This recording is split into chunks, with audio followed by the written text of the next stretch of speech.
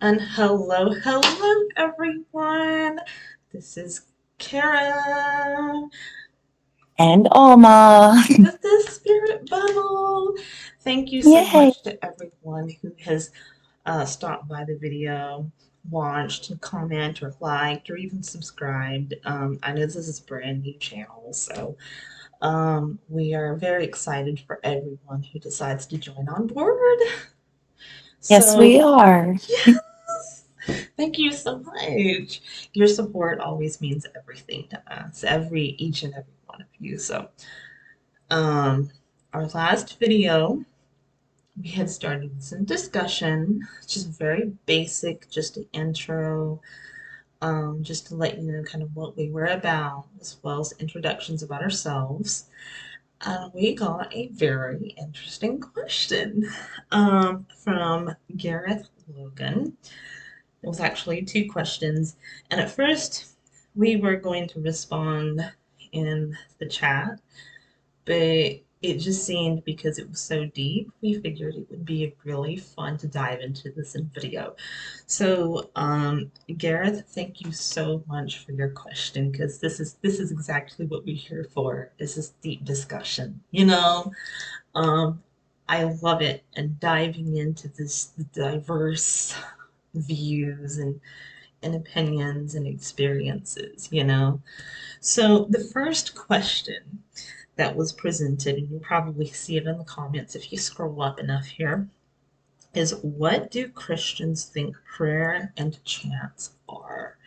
And this is so interesting because I know you are Christian, right, Alma? Yep. One of many beliefs that would apply to me. Oh my goodness, I'll talk about it. I mean, I won't deny being, partially Christian myself because this is how I was raised. Of course, not down the traditional way, but definitely as a part of the basis and knowing in life.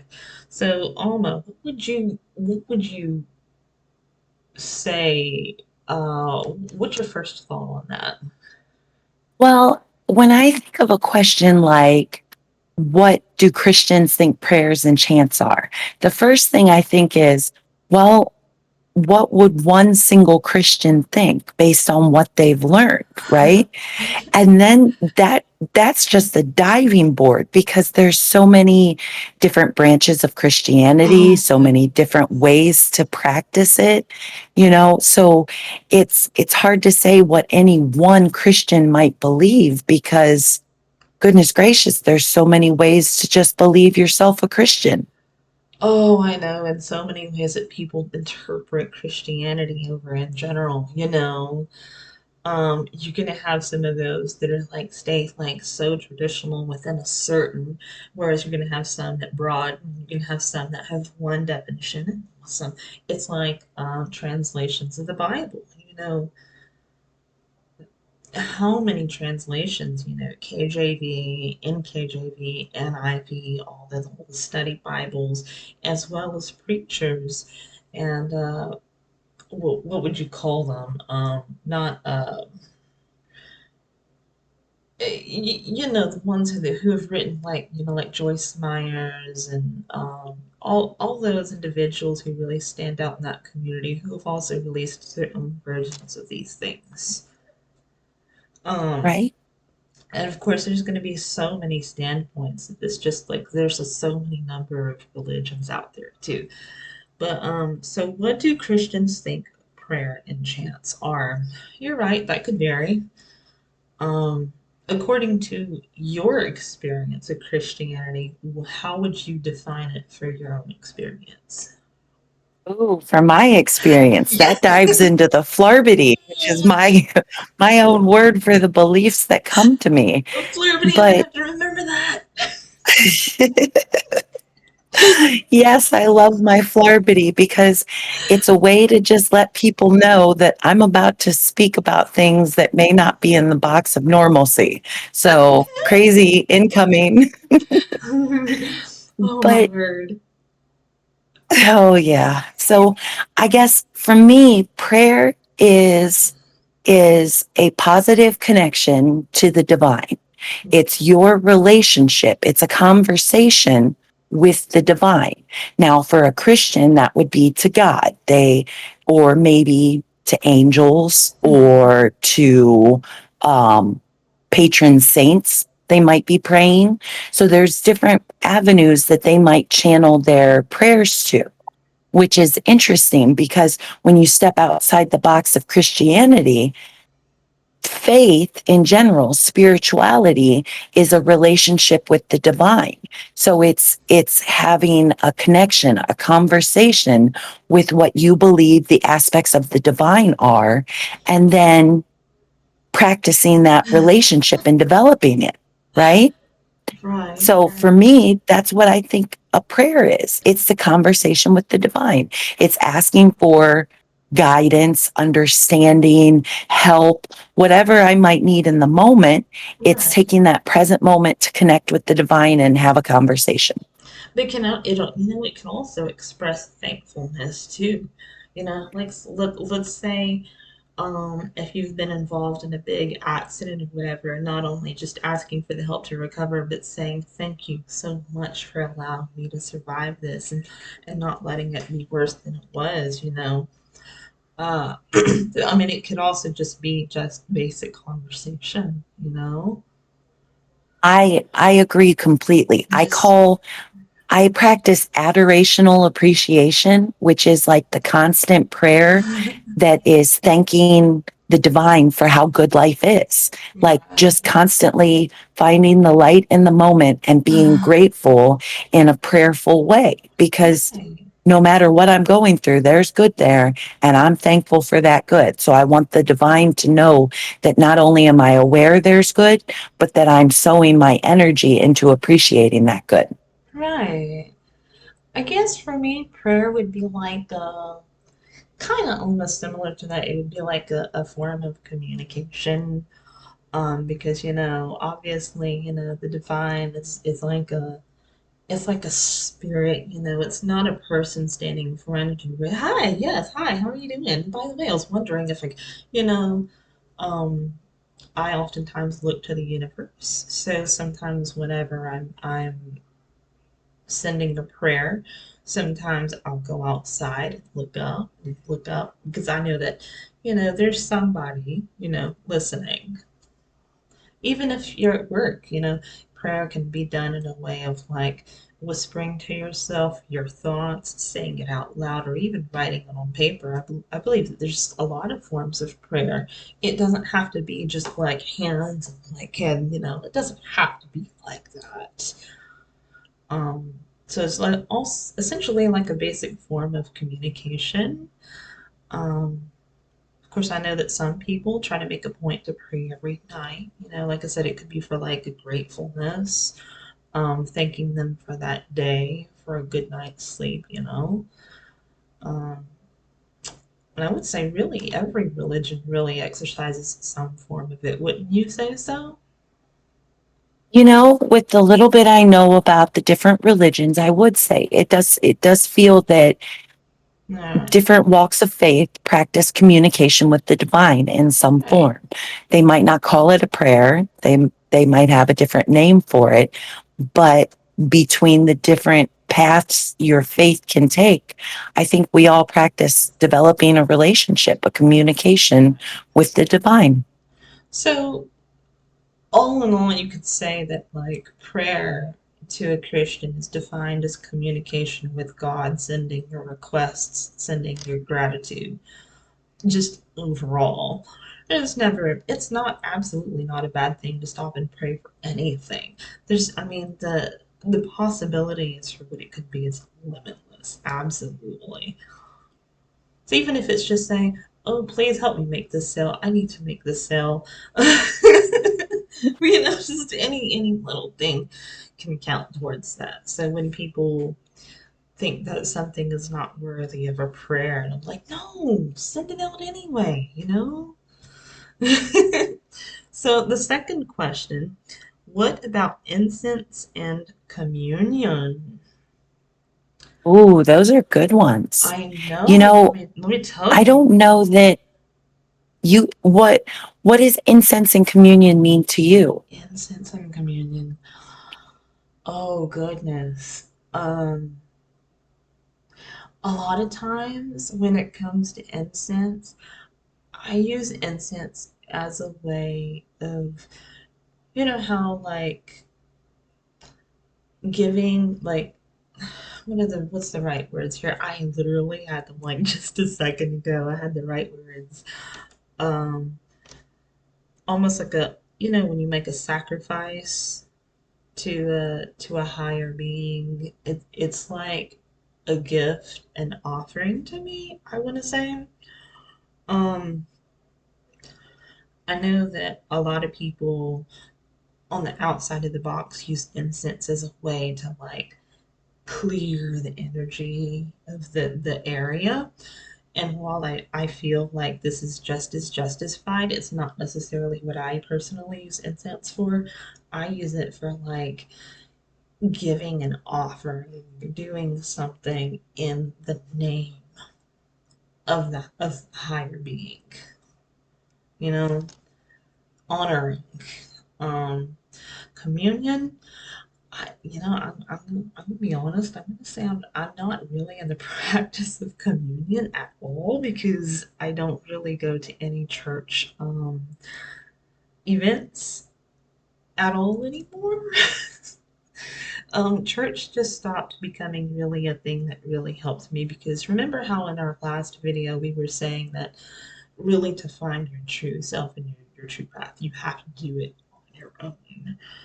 Um, Community can help, but in that chasing of my own journey, I really found that church, like regular church going, just was not in that for me. So, communion to me kind of really lost a lot of that tradition, you know? I can understand that church wasn't everything that it could have been for you. And No. so that well, oh, sorry. I Oh, no, missed. yeah, go on, yeah. Well, I guess I was just thinking that, maybe church didn't fulfill your faith the way you needed it to. So the practice of communion, which is church based, Right. never really connected to you in the way that it was meant to, Right, maybe. absolutely. And I'm not going to judge anyone who uses communion, you know, for those more of those, well, I want to say use the words more hardcore Christian, but you know what I mean, the more traditional that we know. Um, yeah, it just never really did much for me. In the times that I had practiced communion, going to church, you know, when I was growing up, I did it because that's what I was told to do. So, Um, yeah, I mean, because you know, you go to church and you're like, oh, we're having communion today. And I'm like, oh, so we're having like crackers and grape juice today?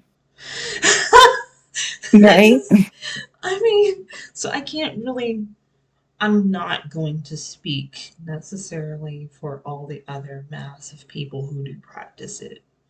You know,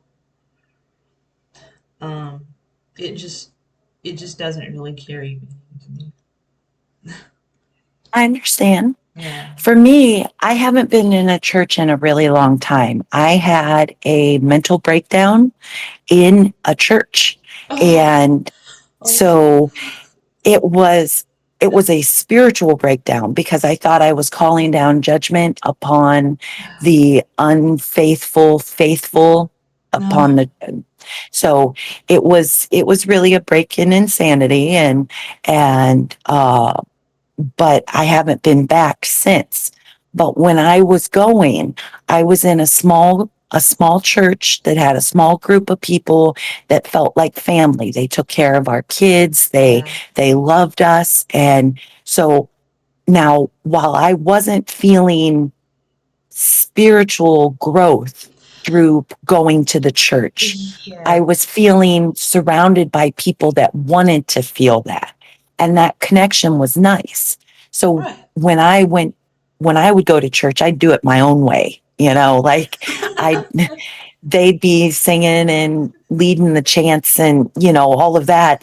And I'm practicing my faith in my head, Yeah. in private in the pews, because that's what it was for me. It was a chance to come and meet God in the house of God. And Right. so that and communion was a chance to take it up a level. It was a chance to recommit myself to service to the Lord. And so I would sit in the pew and I would lock eyes with the cross that was like right up in the middle of the church, and I'd stare it down and I'd think all my thoughts about how thankful and grateful I was and Yes. how I was going to continue to be a great person and help people the way I could, and make my commitments that felt right in that moment, because that's what it was. Christ died on the cross for our sins, and we're supposed to take his sacrifice into us and become a living embodiment Yeah. of what Christ is. So I took the communion to be like, hey, yeah, I'm going to be you, Christ. I'm going to embrace my Christhood and in this commitment to you, to thank you for your sacrifice. This is how I'm doing it. And Yeah. I'd march down the aisle like a bride walking down the aisle, like all happy and spirited. And, Yeah. it was a good time for me. And I miss, in a way, I kind of miss it, because it was a way to put my faith on show for others so Yeah. they could see how deeply connected I was to that faith. And I liked that, because I like the idea of leading by example. Yeah. I didn't feel Absolutely. people were there experiencing spiritual growth, but I was experiencing it in spades. So let's share it with the world. So you would say it was like a display of renewing your connection, Oh, absolutely. kind of. That's a good way to explain It it. was like a, yeah, it was like a display of renewing your connection and showing, hey, I'm dedicated to you, so I'm willing to take you in all Mhm. over again, fresh as I have to, as many times as I have to. Exactly.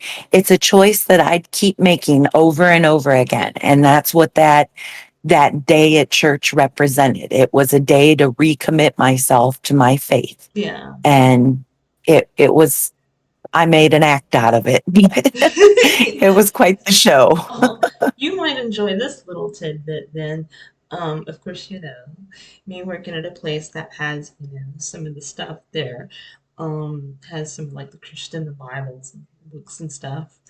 Um, I once had a customer who told me that they didn't buy the communion materials to bring to church.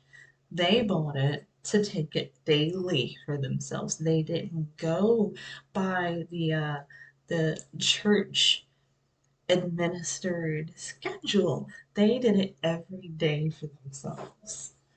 That's amazing. That's somebody that's taking their faith into their own hands and doing what feels right by them. The church wasn't enough. What the church was offering wasn't enough for them. And they were like, I'm going to take this to the next level. And they Yeah, did. That's awesome. yeah. Oh, absolutely.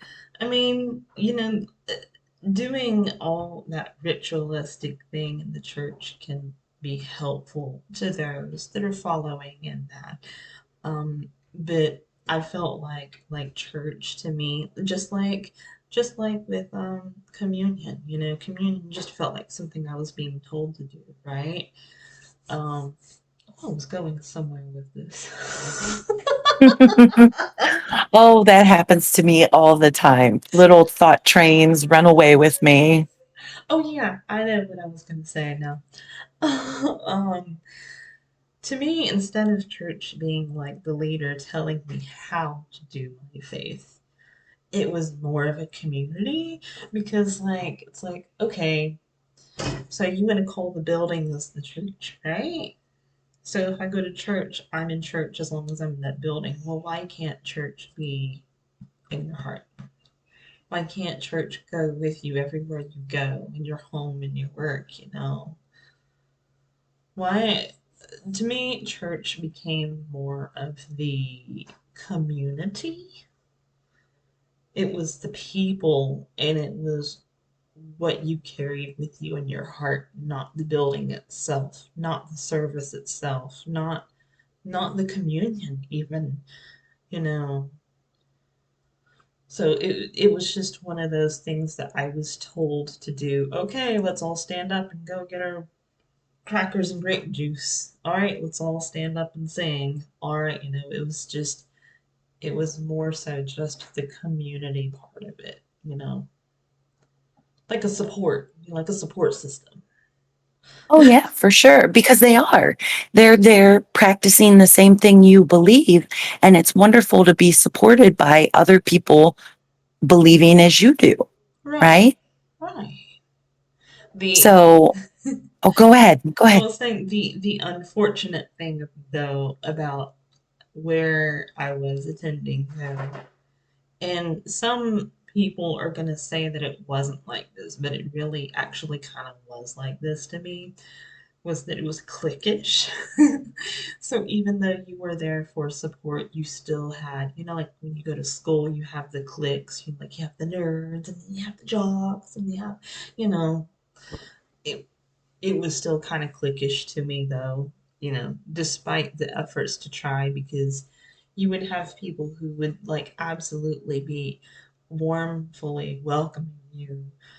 Um, and I felt that welcome in that time. But once I was past that person and sitting in one of the pews, it's like, okay, well, that was fast lived.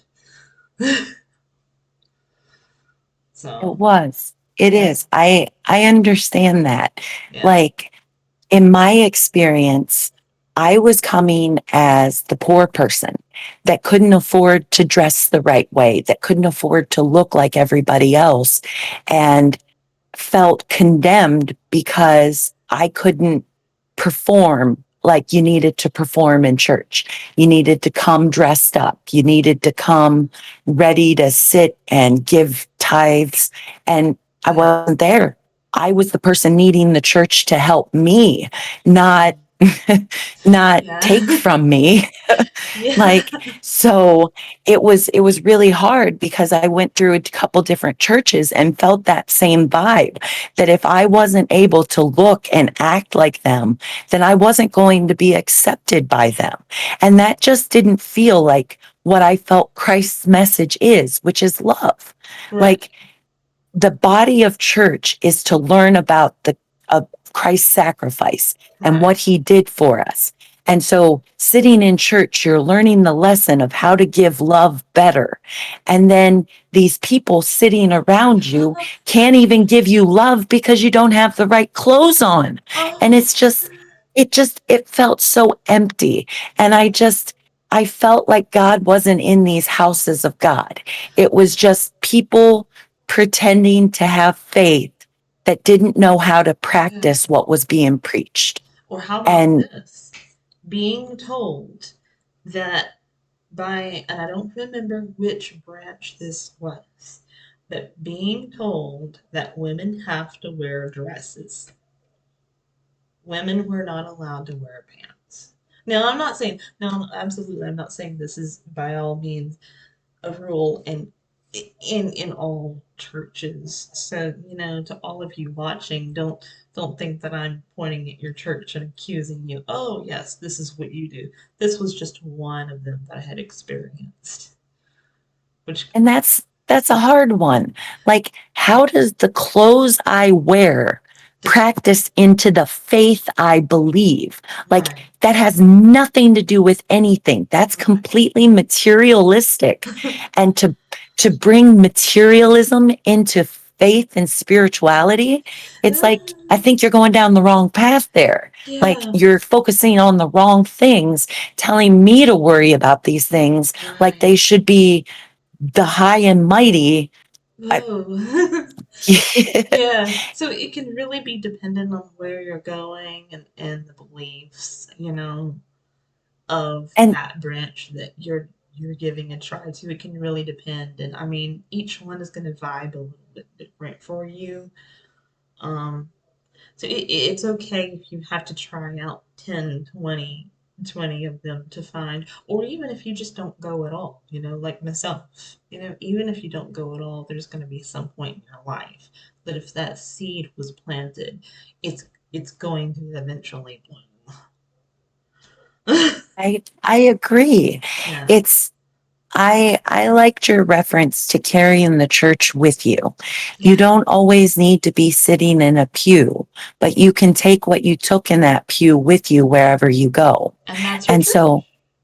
yep, and that's Yeah. your church. That's your You church. practice it. Right, right. That's your church. There's absolutely. So, I mean, for everyone who does follow the ritualistic, you pray in church, you do the communion in church, and if it works for you, I mean, then that's absolutely fine. But when it comes to personal experience, what really is the meaning of communion if you don't feel the spirit of practicing communion? That's a You good question. Right. You really got to feel the spirit of that particular ritual and feel its meaning before it really becomes something important to you. Because if it's not, it's just going to be one of those things that's, oh, I'm supposed to do this? Okay, let me do it. All right, I've been good. Right? And Oh yeah, that was something that I always took struggle with, thinking that you could just serve one day a week and no, that's enough for the rest of the week, oh show yeah, up for a couple hours and yeah. and then that makes you a good Christian and you're good for the rest of the week. And it's like for me, it wasn't enough. I needed more from my faith. And Mm-hmm. so I found a way to practice that outside of the church, like Yeah, you, and it works for me. And that's yeah, what I advocate for anybody. Like you said, if you have a church that you love and it opens your faith and it leads you well, all power to you. That is absolutely. that's exactly what you're hoping for. But I if you're sitting inside a church and you're just feeling like you're going through the motions, maybe that's the time to take a step and find something different that works mm-hmm, better for you. mm-hmm. Because your faith is real and you should always be connecting to it because it's the essence of what you believe. It Yeah, coats your perception of the world. So yeah. if you're not practicing good faith, what are you doing? You're practicing following instructions Yeah. blindly. You're just blindly following instructions. Yeah. So I mean, in terms of like prayer and chants. Oh yeah, chants is not really something. Chanting is not something that we really actually discussed, is it? No, it wasn't. We Because didn't it's get always to been that. something that the thing is, I guess if you don't practice it, it's kind of hard. Because, like, I practice prayer in my own way. Like I said, I speak out to the sky. But chanting, uh, I don't really have an experience to base an explanation of that from? Right? I'm in the same boat. I can't say that I've ever practiced chanting, but if I were to wager what it was, I feel like where prayer is taking the message and channeling it to the divine, Yeah, chanting would be taking the message and focusing on it really, really hard to right. some purpose. So like it's So, internalizing the process. So so is maybe this it's like more. an alternate version of prayer? Yeah, basically, See, maybe more like a personal version of prayer, like where yeah, you're focusing on the positive energy yourself, trying to make that manifest through right. the chants. So it's like an alternate manifesting form, sort of. You're manifesting something through certain phrases, and you're using those phrases to manifest the message or the action or the result rather than trying to ask for it. Maybe? Uh, Possibly. That's that's what I take away from it. But that's Yeah. coming from a place of inexperience and ignorance. So I'm not Yeah. I'm not really sure what it is because I haven't practiced the faith that used it. I haven't Yeah. found my way to using it myself. So it's just kind of an I know there are religions that practice chanting, but I Yeah. don't know enough about them to say anything about it, right?